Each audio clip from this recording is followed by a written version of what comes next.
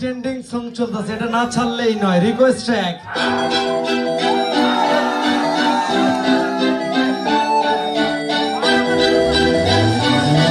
এই গান ছাড়লে প্রশাসন ঠান্ডা।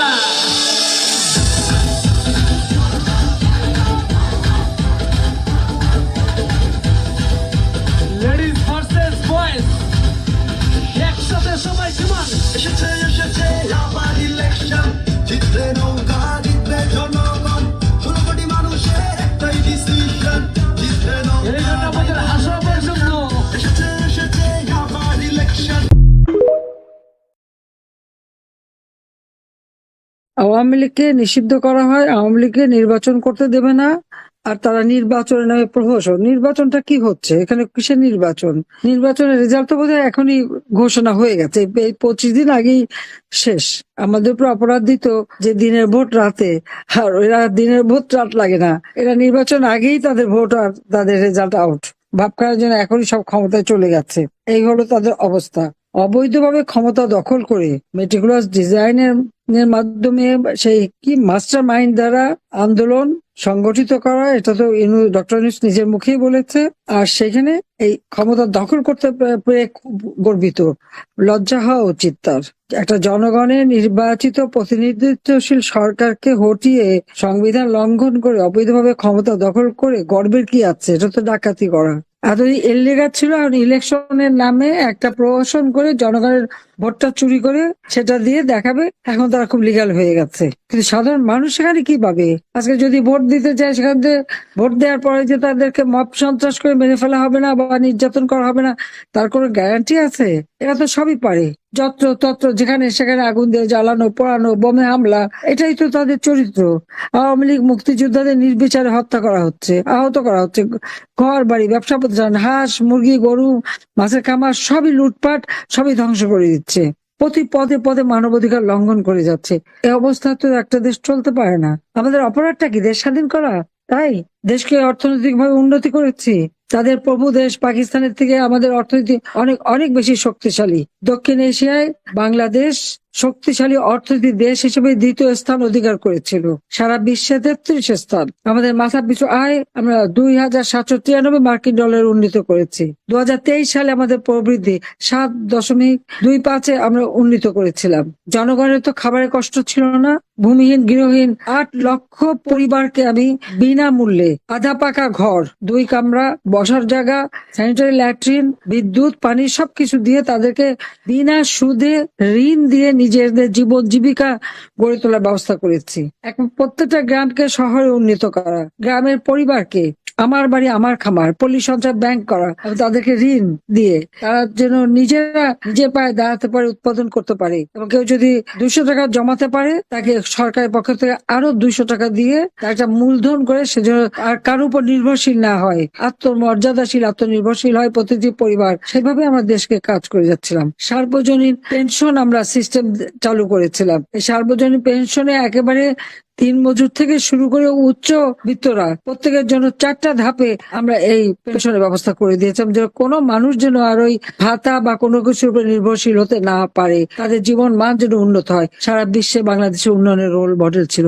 আজকে এই বাংলাদেশটাকে সম্পূর্ণভাবে ধ্বংস করে দিয়েছে। এটাই হচ্ছে সব থেকে দুঃখের বিষয়, এটাই হচ্ছে সব থেকে কষ্টের বিষয়। আজকে মানে আমি আর কি বলবো, যে এইভাবে আমাদের দেশটাকে ধ্বংস করে দিল।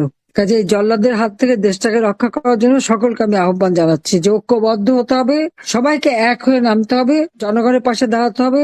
প্রত্যেকটা মানুষকে আপনার এলাকায় কি কি উন্নতি করেছি সেই বিষয়টা যেমন বলতে হবে, পাশাপাশি আবার আমরা ভবিষ্যতে দেশকে আরো উন্নত করতে চাই। এই অন্ধকার যুগ কেটে আলো ফিরে আসুক। বিসমিল্লাহির রহমানির রহিম। আজকে আমরা কিশোরগঞ্জ 5, নিকলি এবং বাজিতপুর এই আসনে আলোচনা করলাম। প্রত্যেকটা মানুষের উপর যে অকথ্য অত্যাচার নির্যাতন চলছে তা ভাষায় বর্ণনা করা যায় না। সেই 2024 সাল থেকে মানে জুলাই আগস্ট মাস থেকে আমাদের নেতা কর্মীদের উপরে নির্যাতন, আর এরপর তো সেই নির্যাতনের মাত্রা শুধু বেড়েই চলেছে। একটা মানুষের ঘর নাই, বাড়ি নাই, প্রত্যেকটা মানুষের জীবনে মানে নির্যাতনের চিহ্ন। বাবাকে পায়নি সেই নাবালক শিশু সন্তান তাকে হত্যা করা বা মাকে নির্যাতন, বোনদের নির্যাতন, 13 বছরের শিশু থেকে নিয়ে শুরু করে যাকে পাচ্ছে তাকে গ্রেপ্তার, মানে আইনের শাসন বলে তো কিছু নেই এদেশে। অথচ আমরা মামলা হচ্ছে সব আওয়ামী লীগের বিরুদ্ধে, কিন্তু অপরাধ করে যাচ্ছে কিন্তু এই ইউনূসের বাহিনী। তার মেটিকুলাস ডিজাইনের অংশ হিসেবে এই জুলাই থেকে যে নির্যাতন চালানো হচ্ছে বাংলাদেশে তা অবর্ণনীয়। আজকে এই এলাকার একই চিত্র। আওয়ামী লীগকে নিষিদ্ধ করা হয়, আওয়ামী লীগকে নির্বাচন করতে দেবে না, আর তারা নির্বাচনের নামে প্রহসন। নির্বাচনটা কি হচ্ছে এখানে? কিসের নির্বাচন? নির্বাচনের রেজাল্ট তো বোধহয় এখনই ঘোষণা হয়ে গেছে, এই 25 দিন আগেই শেষ। আমাদের উপর অপরাধ দিত যে দিনের ভোট রাতে, আর এরা দিনের ভোট রাত লাগে না, এরা নির্বাচন আগেই তাদের ভোট আর তাদের রেজাল্ট আউট। ভাব করার জন্য এখনই সব ক্ষমতায় চলে গেছে। এই হলো তাদের অবস্থা। অবৈধভাবে ক্ষমতা দখল করে মেটিকুলাস ডিজাইনের মাধ্যমে সেই কি মাস্টার মাইন্ড দ্বারা আন্দোলন সংগঠিত করা, এটা তো ডক্টর ইউনূস নিজের মুখেই বলেছে। আর সেখানে এই ক্ষমতা দখল করতে পেরে খুব গর্বিত, লজ্জা হওয়া উচিত তার। একটা জনগণের নির্বাচিত প্রতিনিধিত্বশীল সরকারকে হটিয়ে সংবিধান লঙ্ঘন করে অবৈধভাবে ক্ষমতা দখল করে গর্বের কি আছে? এটা তো ডাকাতি করা।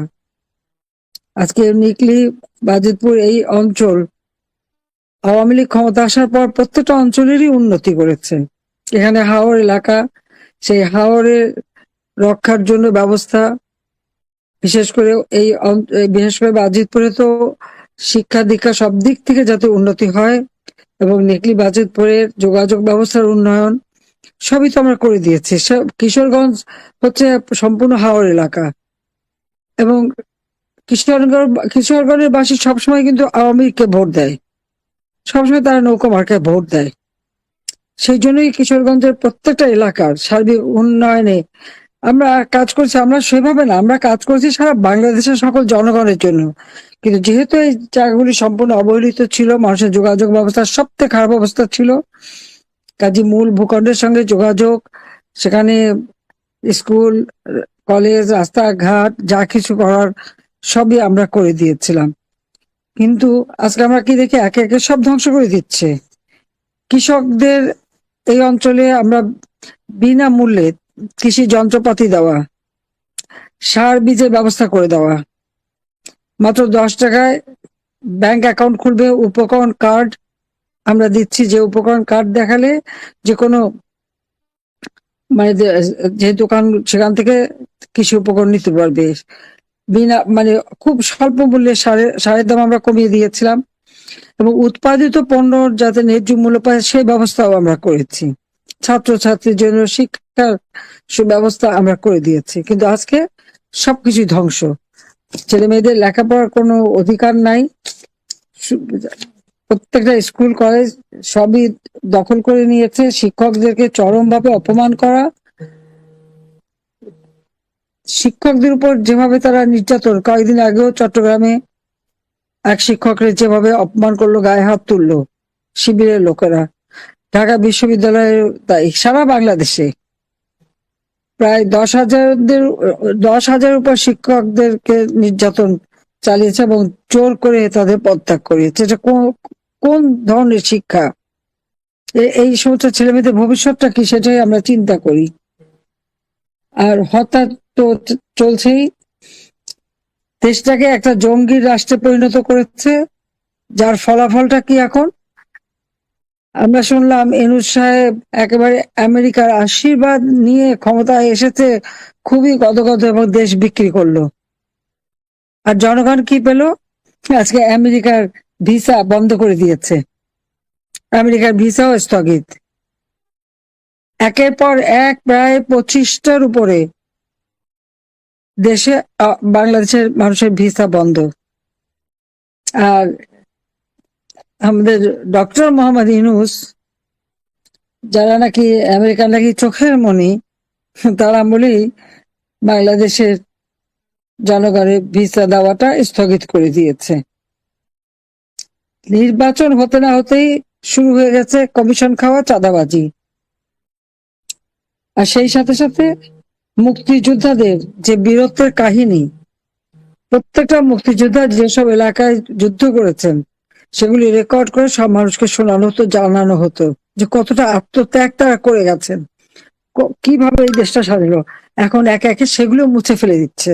ওগুলি নাকি শুনলে ইতিহাস নাকি মানে পরিবর্তন হয়ে যাবে। অর্থাৎ যারা কোনো মুক্তিযুদ্ধ করেনি, পাকিস্তানি হানাদার বাহিনীর দালাল ছিল বা তাদেরই, আমি কি আর বলবো, তাদের হয়তো কোনো না কোনো ভাবে যুক্ত আছে তাদের সাথে সভ্যতার সম্পর্ক, এরা এখন নতুন ইতিহাস লিখবে, নতুন ইতিহাস লিখছে, প্রকৃত ইতিহাস জানতে পারবে না।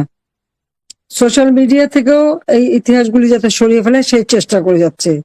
তবে এটা শেষ হয় না, এটা তাদের জানা উচিত। এগুলি থেকে যায়, ইতিহাসকে মুছে কেউ পারে না, পারবেও না কখনো। আর মাঝখান থেকে দেশটাকে ধ্বংসের দিকে নিয়ে গেল। ছেলে মেয়েদের কাছ থেকে শিক্ষার অধিকার কেড়ে নেওয়া হয়েছে, নারীর ক্ষমতায়ন খর্ব করা হচ্ছে, ঘরে ঘরে বিদ্যুৎ নেই, বিদ্যুতের জন্য হাহাকার,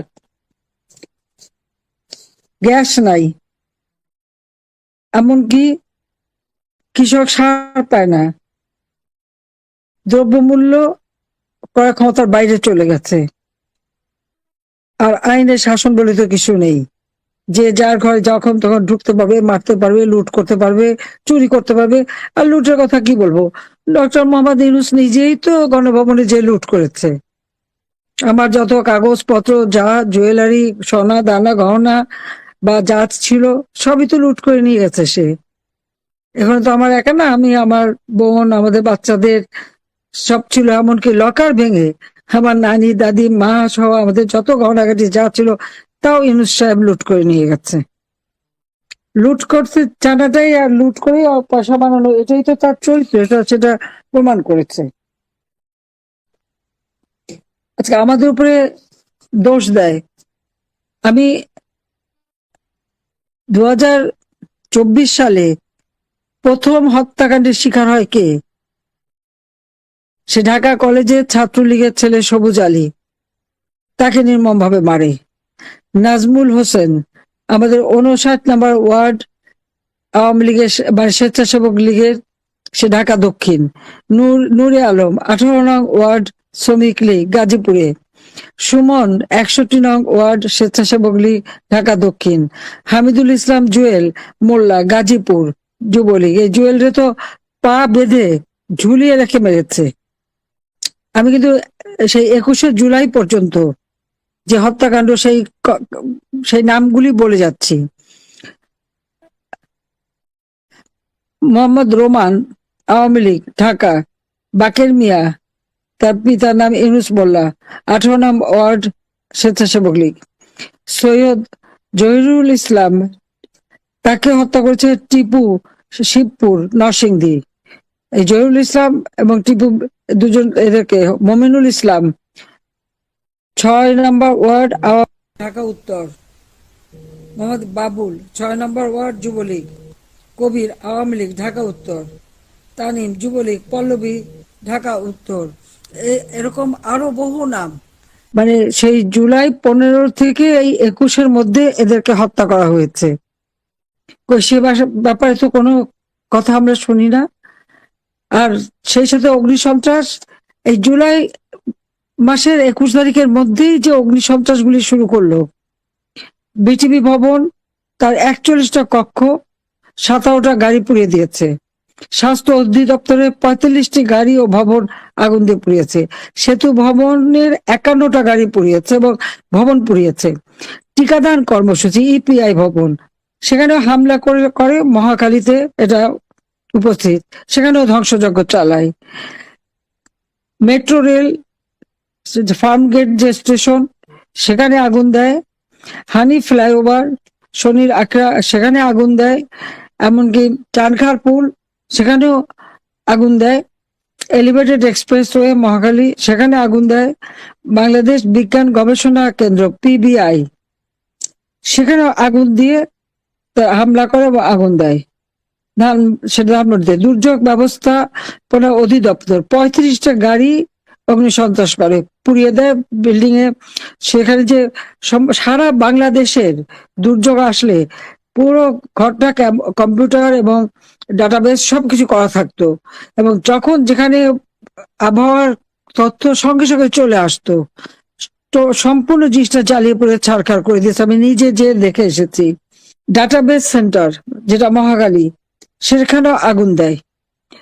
করোনা হাসপাতাল আমরা করেছিলাম মহাখালীতেই, কোভিড এর সময় কোভিড হাসপাতাল, যে হাসপাতালটা সম্পূর্ণভাবে করোনা রোগীদের জন্য মানে চিকিৎসা দেওয়া হতো, সেটা আগুন দিয়ে পোড়ায়।